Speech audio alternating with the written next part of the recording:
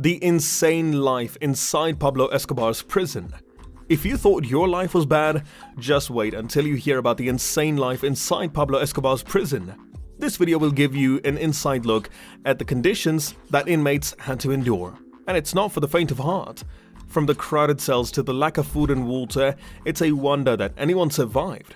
But perhaps the most shocking part is that this prison was run by Escobar himself. That's right, the same man who was responsible for the deaths of thousands of people was also in charge of this prison. Hello everyone and welcome back to the channel.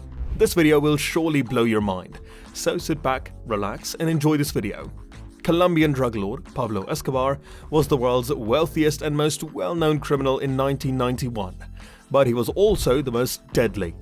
Escobar and his ruthless sicarios waged war on the Colombian government and its citizens during the 1980s to fend off threats of extradition to the US for the crimes. Escobar's hitmen killed approximately 5,000 people during a brutal struggle in which they targeted everyone from politicians and police officers to defenseless bystanders. El Patron was so powerful that when he chose to surrender in 1991, he did it on his terms in a jail that had been specifically designed for him and was just as opulent as you would anticipate from a guy who made over $1 million every day. Escobar consented to serve his 5-year sentence at La Catedral, a jail he built himself as part of the conditions of his surrender. Escobar was able to choose the guards who would watch over the jail and who would be held alongside him while he was there, and Colombian authorities were prohibited from coming within 3 miles of the facility.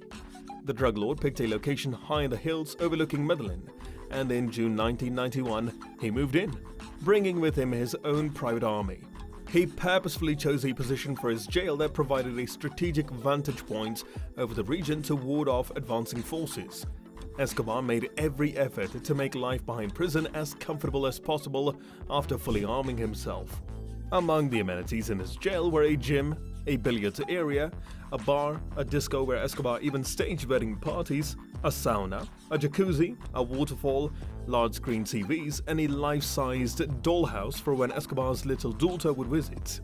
In an uncommonly emotional move for a mass killer, he also set up his jail cell so he could use a huge telescope to see his daughter's home in Medellin from above. Pablo's incarceration was, needless to say, everything but difficult. For a whole year, Pablo and his mercenaries enjoyed high life while maintaining control of their vast drug empire from the inside. The group would enter the facility illegally each day and fill themselves on costly food and prostitution.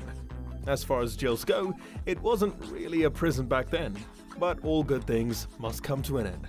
The Colombian authorities prepared to overlook Escobar operating his drug operation out of sight, but their forbearance was put to the test when he brutally tortured and killed 4 of his collaborators inside.